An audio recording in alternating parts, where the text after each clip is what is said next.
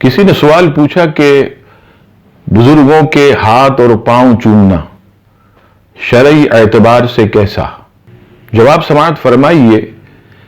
امام بخاری علیہ رحمہ اپنی کتاب ادب المفرد کے صفحہ نمبر 192 پر حدیث پاک نقل کرتے ہیں۔ حضرت عائشہ صدیقہ رضی اللہ تعالی عنہا اس حدیث کی راوی فرماتی ہیں کہ جب حضرت سیدہ خاتون جنت فاطمۃ الزہرا رضی اللہ تعالی عنہا نبی پاک علیہ الصلوۃ والسلام کی بارگاہ میں حاضر ہوتی تو نبی پاک صلی اللہ تعالی علیہ وسلم انہیں دیکھ کر کھڑے ہو جاتے اور آپ صلی اللہ تعالی علیہ وسلم ان کا ہاتھ چومتے اور اپنی جگہ پر انہیں بٹھاتے، اور جب نبی پاک علیہ السلام حضرت فاطمہ کے گھر تشریف لاتے تو سیدہ کھڑی ہو جاتی اور اپنے بابا جان صلی اللہ تعالی علیہ وسلم کے ہاتھوں کو بوسہ دیتے اور اپنی جگہ پر بٹھاتی۔ اسی طرح امام ابو داؤد شریف ابواب السلام اس میں حدیث نقل کرتے ہیں، حدیث نمبر 1784، حضرت زارع رضی اللہ تعالیٰ عنہ سے مروی ہے کہ ہم وفد عبد القیس مدینہ منورہ جب حاضر ہوئے تو اپنی سواریوں سے جلدی اترتے اور نبی پاک علیہ السلام کے مبارک ہاتھ اور مبارک پاؤں کو بوسے دیتے تھے۔ اسی طرح امام بخاری ادب المفرد کے صفحہ نمبر 194 پر نقل فرماتے ہیں کہ حضرت ثابت رضی اللہ تعالیٰ عنہ نے حضرت انس بن مالک رضی اللہ تعالیٰ عنہ سے عرض کی، کیا آپ نے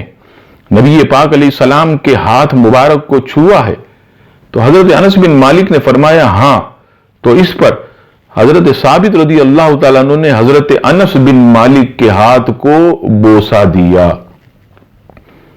یہی امام بخاری ادب المفرد کے صفحہ نمبر 195 پر ایک روایت نقل کرتے ہیں کہ حضرت صہیب رضی اللہ تعالیٰ عنہ سے روایت، آپ نے فرمایا کہ میں نے حضرت علی کو دیکھا کہ وہ اپنے چچا حضرت عباس رضی اللہ تعالیٰ عنہ کے ہاتھوں کو بھی چومتے اور پاؤں کو بھی بوسہ دیتے۔ اس سے پتہ چلا کہ بزرگان دین کے، علماء کے، والدین کے ہاتھ اور پاؤں چومنا یہ سنت سے ثابت ہے، صحابہ کرام علیہ رضوان کا یہ عمل ہے اور یہ کوئی ناجائز فعل نہیں۔ یہاں ہو سکتا ہے ایک سوال پیدا ہو کہ مولانا صاحب یہ تو ہاتھ اور پاؤں چومنے کے لیے جھکنا پڑتا، تو یاد رکھیے گا اگر کسی غرض کے لیے آدمی کو اگر ادب کے لیے جھکنا پڑے یہ کوئی شرعی ممانعت نہیں ہے۔ اگر کوئی کسی بزرگ کے پاؤں چومنا چاہے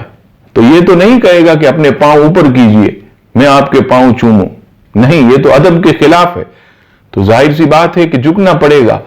اور کسی اچھے کام کے لیے جھکنا، کسی کی تعظیم کے لیے یہ شرعاً منع نہیں ہے۔ اور ہمارے آقا صلی اللہ تعالی علیہ وسلم کے جب اصحاب ہاتھ اور پاؤں چومتے تو وہ بھی اسی طرح ادب کے ساتھ جھک کر تعظیم کے ساتھ ہاتھ اور پاؤں کے بوسے دیا کرتے، اور یہی ان کا عمل تھا۔ اللہ تعالی ہم سب کو صحابہ کرام علیہ رضوان کے نقش قدم پر چلنے کی توفیق عطا فرمائے،